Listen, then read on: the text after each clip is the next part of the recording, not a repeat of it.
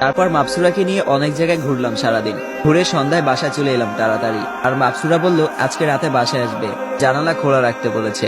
আকাশ রাতে খেয়ে শুয়ে আছে, আজকে আর সেই জায়গায় গিয়ে বসলো না, কারণ মাপসুরা বাসায় আসবে। হঠাৎ একটা আওয়াজ আসলো, আমার বাবুটা কি করে? আকাশ বলল এই তো শুয়ে আছি, তুমি আসছো? মাপসুরা বলল হ্যাঁ। তারপর মাপসুরা আমার রূপ পরিবর্তন করলে সামনে আসলো, এসেই আমাকে জড়ায় ধরলো। আমার বুকে মাথা রেখে শুয়ে আছে মাপসুরা। সারা রাত আমার সাথেই ছিল। ভোর 5টায় উঠে চলে গেল, আমি আবার ঘুমাই গেলাম। সকাল 10টায় ঘুম ভাঙলো, পাশে মোবাইলটা ছিল, সেটা বের করে সময় দেখলাম কাজে যাওয়ার জন্য। কিন্তু সময় দেখে তো চোখ কপালে উঠে গেল। আল্লাহ, এখন কি হবে? আজকে কাজে তো মনে হয় যাওয়া হবে না। আমি শিওর আজকে আমার সৎমা আমাকে বলি দিবে। কিন্তু এত সময় হয়ে গেছে, আম্মু এখনো ডাক দিল না। চুপে চুপে ফ্রেশ হয়ে ঘরে থেকে চোরের মতো বের হয়ে যেতে নিলাম।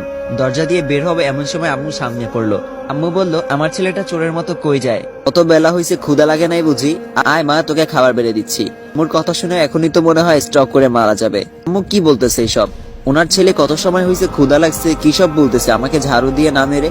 কোথাও একটু থেকে একটু টের বেটের হলে কথা শোনানোর কমতি রাখে না। আজকে উনি কিনা এইসব বলছে। একে তো ঘুম থেকে উঠলাম দেরি করে, তার মধ্যে কাজেও যাই নাই। আম্মু বলল কি রে, এমন করে চেয়ে আছিস কেন? তুই গিয়ে টেবিলে বস, আমি খাবার দিচ্ছি। সব যেন মাথার উপর দিয়ে গেল। খাবার টেবিলে বসে আছি, আম্মু এসে খাবার বেড়ে দিল। আমি খাচ্ছি আর আম্মু আমার মাথায় হাত বুলিয়ে দিচ্ছে আর বলতেছে ইস, আমার ছেলেটা কত শুকায় গেছে, দেখি আর কয়টা নে খাবার। আকাশ আম্মুর কথা শুনে খাবার নাকে মুখে উঠে গেল। একটার পর একটা শখ খাচ্ছি। আচ্ছা তুমি কি ঠিক আছো আম্মু? তোমার শরীর ঠিক আছে তো? আম্মু বলল হ্যাঁ, কেন? আকাশ বলল না, আমার কেন জানি মনে হচ্ছে তোমার শরীর ঠিক নেই, তুমি অন্য ধরনের কথাবার্তা বলতেছো আজকে। আম্মু বলল ধুর, তা হতে যাবে কেন? আকাশ নাস্তা করে ওঠার সাথে সাথে আম্মু হাতে 5,000 টাকা ধরাই দিল, বলল যা শপিং করবি এইগুলো দিয়ে নিজের মতন করে। আকাশ তো মহা খুশি, সাথে সাথে আম্মুকে জড়াই ধরলো। আম্মু বলল আমার পাগল ছেলে। তারপর বাসা থেকে বের হয়ে গেল। বাসা থেকে বের হতেই দেখি মাপসুরা রিক্সা নিয়ে আমার জন্য দাঁড়ায় আছে। তারপর মাপসুরা এর সাথে উঠে চলে গেলাম। মাপসুরা বলল আম্মু তোমার সাথে ভালো ব্যবহার করে এখন? আকাশ বলল হ্যাঁ।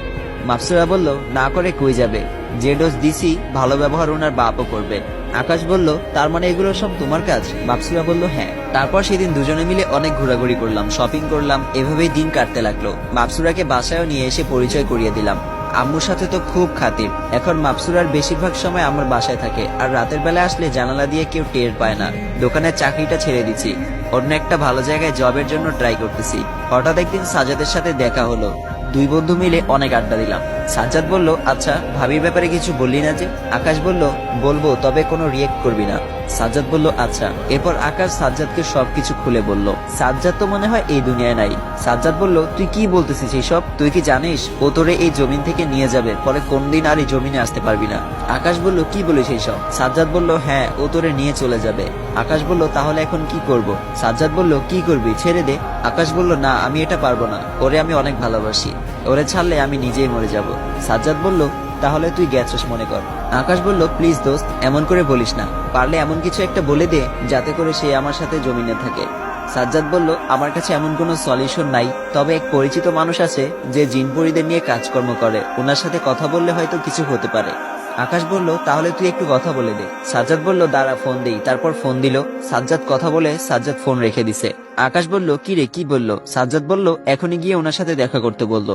আকাশ বলল চল এখনই গিয়ে দেখা করব। তারপর দুজনে মিলে দেখা করলাম। উনি যা বললো মাথায় তো কিছুই কাজ করতেছে না, কিভাবে করব আমি এইসব মাপসুরার সাথে? উনি বলল মাপসুরাকে এই দুনিয়া রেখে দেওয়ার একটাই পথ,